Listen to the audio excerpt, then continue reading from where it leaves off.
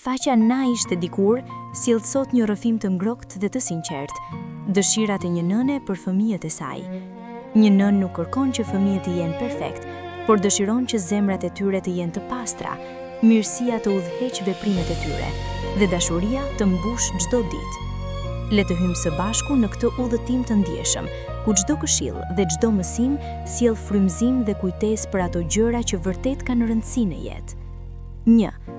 Të flasin mirë për të tjerët, edhe kur ata nuk janë aty, sepse fjalët që thua kur askush nuk të dëgjon tregojnë karakterin tënd të vërtet. Imagjino një djalë që flet mirë për shokët e tij kur ata nuk janë pranë, ai rrit besim dhe afeksion. 2. Të din të kërkojnë falje me zemër, jo me justifikime. Falja nuk është vetëm fjalë, është një akt i guximshëm. Kur një fëmijë mëson të thotë "më fal" pa kërkuar arsye time, ai mëson për përgjegjësinë dhe për respektin ndaj të tjerëve. 3. Të mos ulin askënd për t'u nxjerrë më të mëdhenj. Njerëzit që ulin të tjerët nuk rriten vërtet. Një nën do që fëmijët e saj të ndihen të fortë përmes dashurisë dhe mirësisë, jo përmes poshtërimit. 4. Të ruajnë besimin që u jepet, si gjën më të shtrenjtë. Kur një njeri të beson, ai po të jep një pjesë të shpirtit të tij. Fëmijët duhet të mësojnë ta ruajnë atë besim, sepse ai është baza e marrëdhënieve të shëndetshme. 5. Të respektojnë kohën e të tjerëve, sepse respekti fillon aty.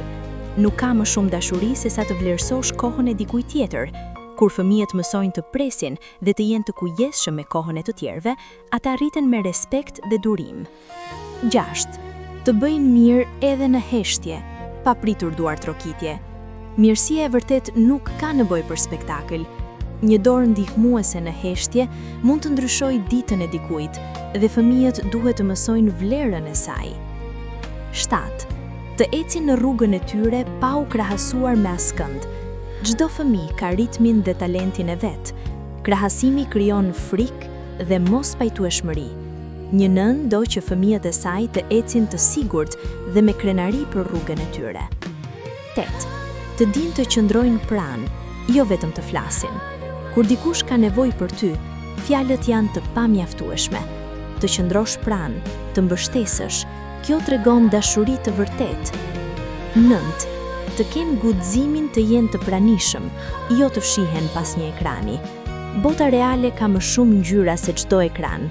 Të ndërtosh marrëdhënie të sinqerta kërkon guxim dhe vëmendje të plotë. 10.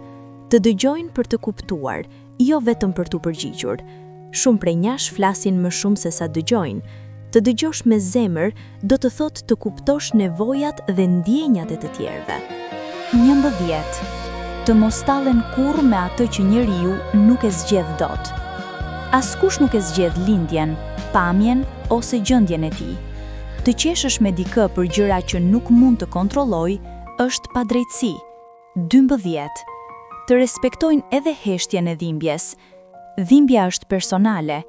Të mësojmë të qëndrojmë pranë pa pyetur gjithmonë, kjo është kujdes i vërtet. 13. Të mos masin vlerën e njeriut me tituj apo status. Njeriu nuk matet me poste, para ose tituj. Vlera është zemra dhe sjellja. 14. Të jenë të sjellshëm edhe kur janë të lodhur. Edhe kur jeta i vështirëson, mirësia duhet të mbetet. Kjo është forcë e vërtet. 15. Të mbajnë fjalën, sepse fjala ndërton besim. Fjala është më shumë se një tingull. Ajo krijon lidhje që nuk thyhen lehtë. 16. Të gëzohen sinqerisht për suksesin e të tjerëve. Zemra që shijon gëzimin e të tjerëve është e pasur dhe e lumtur. 17. Të mos e shndërrojnë dhimbjen e dikujt në histori për t'u treguar. Dhimbja nuk është spektakël. Ajo kërkon respekt dhe empati. 18. Të thonë faleminderit edhe për gjërat e vogla. Mirënjohja ndërton zemra dhe lidhje që zgjasin për jetë. 19. Të mos lejojnë krenarin të shkatërrojë lidhjet që vlejnë. Krenaria është armik i dashurisë. Mëso të japësh falje dhe të ruash marrëdhënie. Sepse në fund, një nën nuk kërkon fëmijë perfekt, por njerëz me zemër. Zemër që kupton, që fal, që dashuron dhe që qëndron pranë. Zemër që ruan besimin dhe shpresën, edhe kur bota duket e vështirë.